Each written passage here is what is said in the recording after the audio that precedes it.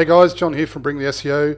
Today I'm going to talk about, I'm going to share something with you real quick. This is a question I got sent in by one of my members that touches on churn. Clients constantly cancelling. No matter what he does, no matter how hard he works, clients are bailing after 3 to 6 months. This is a common problem for a lot of SEO consultants, and it's one that I'm going to touch on now. And firstly, share the reasons why, I'll explain the reasons why, but secondly, show you how to solve this problem permanently.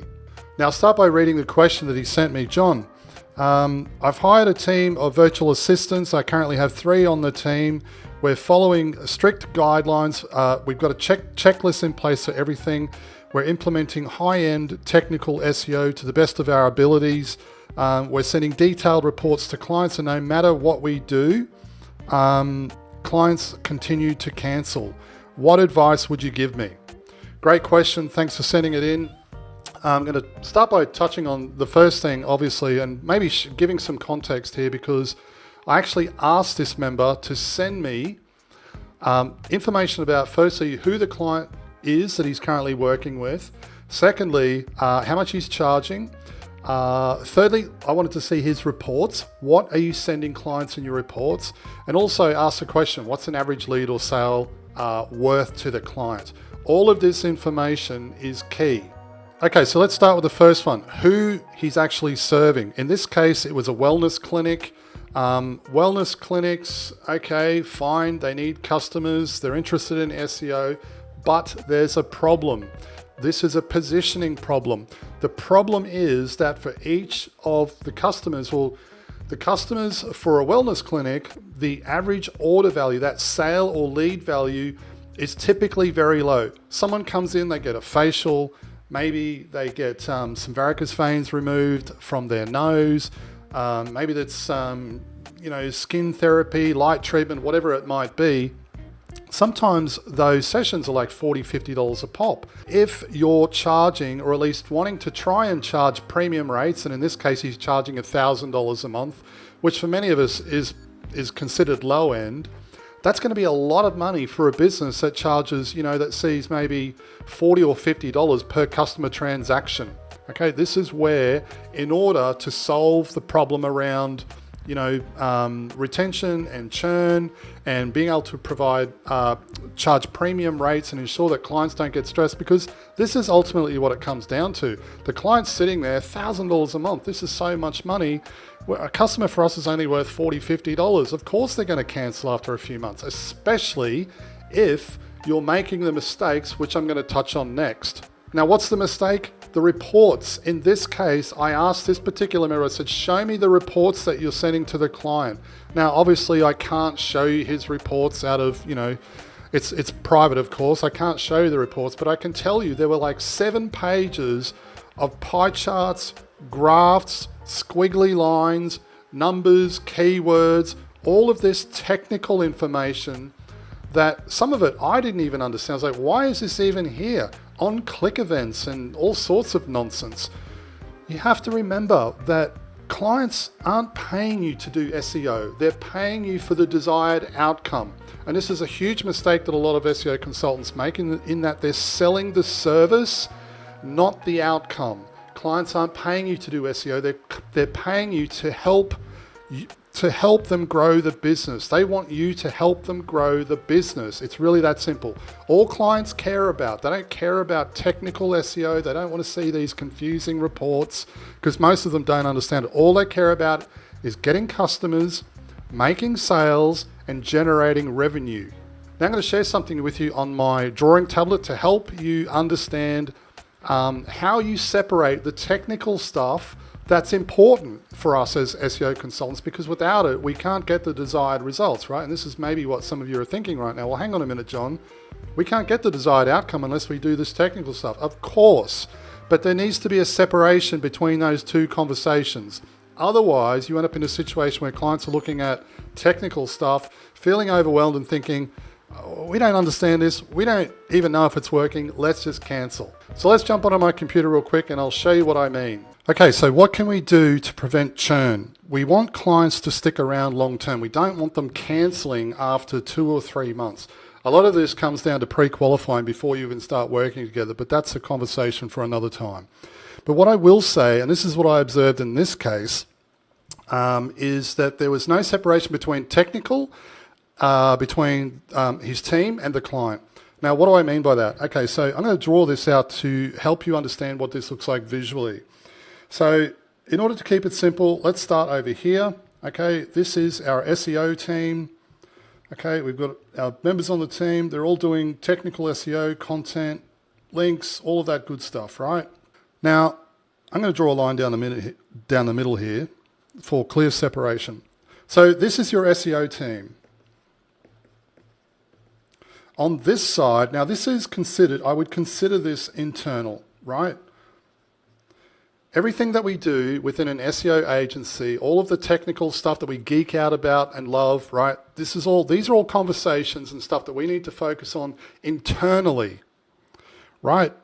Now, on this side, which is what I would consider external, this is where the client is, right? So on this side, we have our client.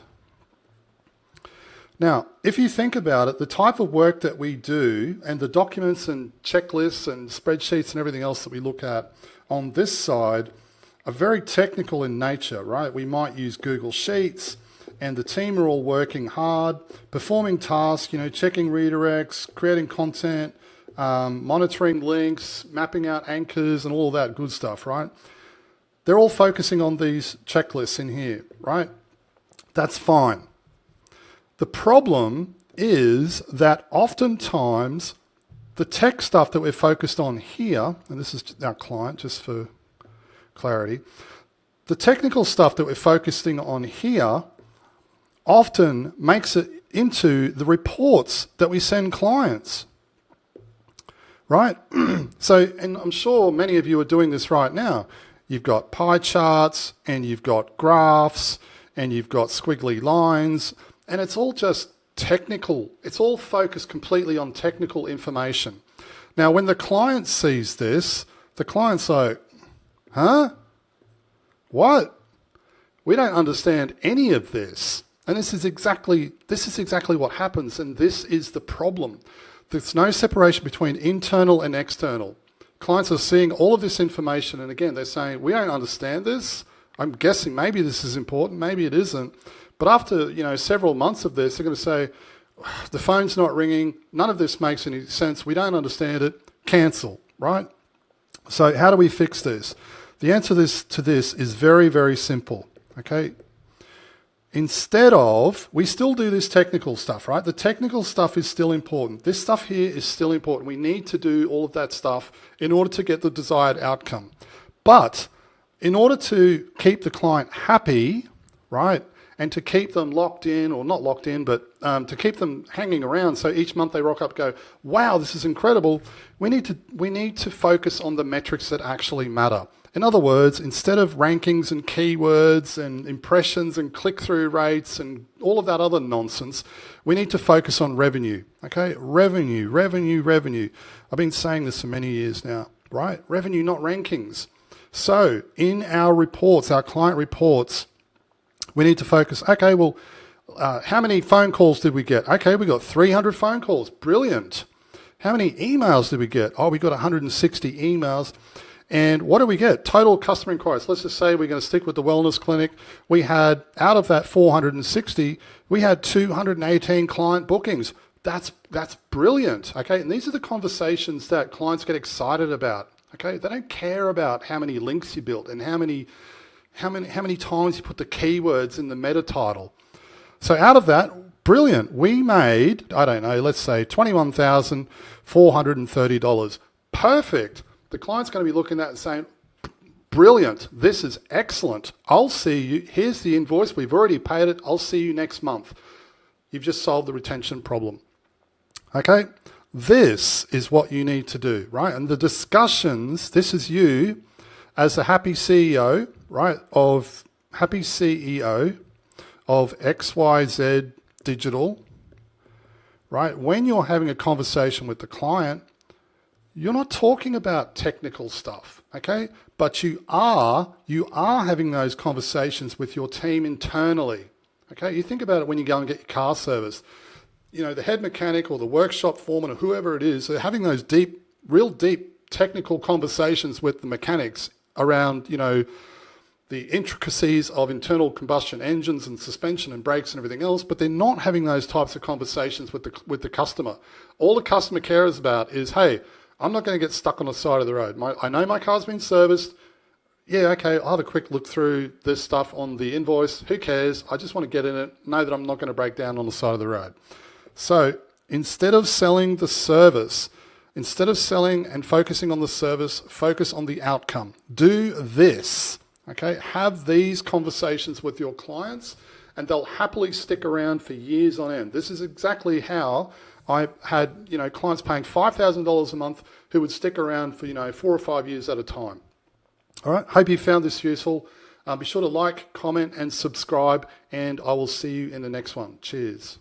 Hey, if you've enjoyed this video and you'd like to learn more, head over to bringtheseo.com. We provide business development training for SEO consultants wanting to improve their processes, increase profits, and scale to $100,000 a month or more without all the stress and overwhelm.